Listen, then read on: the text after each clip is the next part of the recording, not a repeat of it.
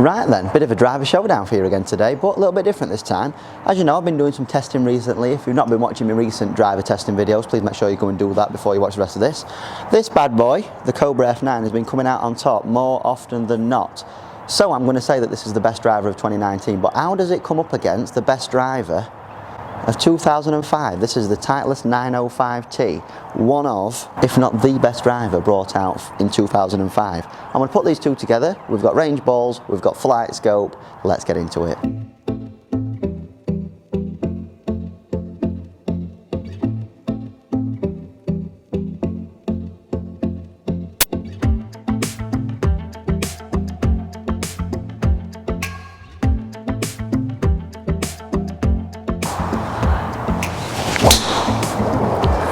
Right then, so we know about the Cobra F9. I've done a full review on it, make sure you go and watch that. Let's look a little bit more in depth about the Titleist Pro Titanium 905T to give it its full name. So the recommended retail price of this driver when it came out was $500. Now that is a lot of money when we're thinking about 14 years ago. Head size 400cc, so a little bit smaller, which leads me to think that it's going to be a little bit more lower spinning, this one. Features and benefits, here's what Titleist said about this driver back in 2005.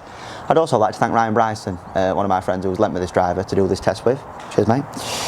A larger front to back club head profile increases dynamic loft for higher initial launch trajectories and produces more moderate to low spin rates. So, slightly smaller head, we are thinking about low spinning. I'm not sure about the slightly higher dynamic launch though, because as we know, that's what the golfer brings to the table, not necessarily the club. Designed for better and this is what it says on PGA website, it don't make sense to me. Designed for better and aspiration golfers seeking optimum ball flight and spin for long, straight, consistent distance. Yeah, make of that what you will. Basically, I think it's a slightly lower spinning, slightly higher launching driver from what they're saying due to the composition of the head. Of course, we've got no adjustability with this club, so 9.5, that's what you get. 400cc club head, like I've said. We have got the Graphaloy blue stiff shafting. These were also mega popular back in 2005. I believe Henrik Stenson had one in his driver in 3 wood for quite a long time. Decade multi-compound grip, as fitted by yours truly. Done a great job of that as well, thanks. So, I need to stop talking. We've got flight scope set up. We're going to go Cobra first. Get some numbers and then we're going to compare the two. How does the best driver from 15 years ago stack up against one of the best drivers of 2019? Of course, I'm not saying that this is the definitive best driver. When I've done testing, it's come out best for me. When you guys do testing, you'll probably find that something else comes out better. But it's a nice easy title for me, isn't it? Right then, we are all set up, ready to go. Right, 5 balls with each. Cobra first. As ever, leave a comment in the comment section below. Which one do you think is going to win and why? Because the Titleist is a little bit lower spinning, I have got this one set with the weight forward, so it's a slightly lower spinning bias on the Cobra as well. Same shaft as what I've used in it before, the Project X Hazardous 6.0.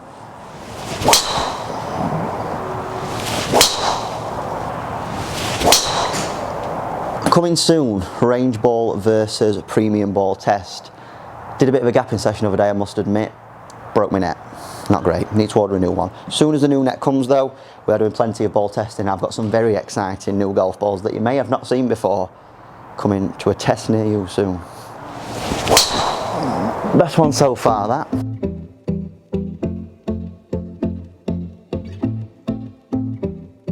That's 5 done with the Cobra. Let's see how this old bad boy does now.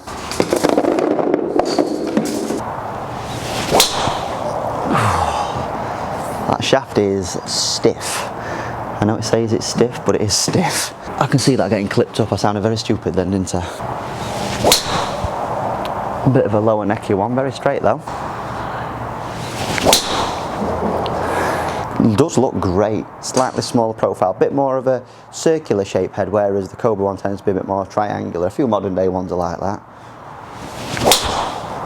A little bit left, that one. Right, rip that one. That's going to be interesting. With it being a slightly smaller head, definitely feeling that you're not getting away with the off-centre hits as much. Right then, let's have a look at some numbers. Right, so I've just pulled some data up on screen for you at round about now, and I'll put it there actually as well. Distance, Cobra, 236 carry, 251 total. Titleist, 210, 233. So definitely a drop off in distance. Offlineness, laterally, The Cobra on average missed 0.7 yards to the right, although we did see misses in both directions quite dramatically, as you saw in that one. That's always more down to me than the driver. Titleist, we saw it 14.4 yards to the right, missing everyone slightly to the right of our intended target line, interestingly enough. Spins, on average, pretty good with both. So we saw 2,600 with the Cobra, 2,700 with the Titleist, both of them. If we're thinking optimals, it wants to be more 2.5 and slightly under, but for me, being quite a high spinner, both of them have performed pretty well. Club head speed around about 109, 110 with both. Efficiency a little bit down with the Titleist, so at 1.37, whereas at 1.42 with the Cobra. The reason for that being, I think, slightly smaller head. When you get them off centre strikes, you lose a little bit more ball speed. That's all it is, really. Let's now look at some dispersions.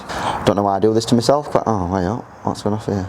So as you can see, like I just alluded to, definitely more dispersed with the Cobra because, you know, I was a little bit off with some of those shots. Titleist was quite a nice dispersion, actually. You can see that the shots that we spoke about, just missing to the target to the right, quite good. Front and back dispersion, definitely more of a change in the Titleist because we see on those off-centre hits we are a lot shorter. Cobra, though, you can get it not quite out the middle and it does kind of retain its distance. So there are your main differences between the best driver in 2005 between one of the best drivers of 2019.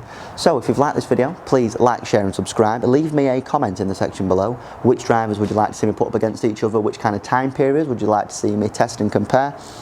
I've really enjoyed this today. I hope you have as well. If you have liked it, please leave a like. Share it around to your friends, share it to people that you think might find this of some interest. And subscribe if you've not done so already. So that's pretty much it from me today. So until next time, thanks for watching. Cheers.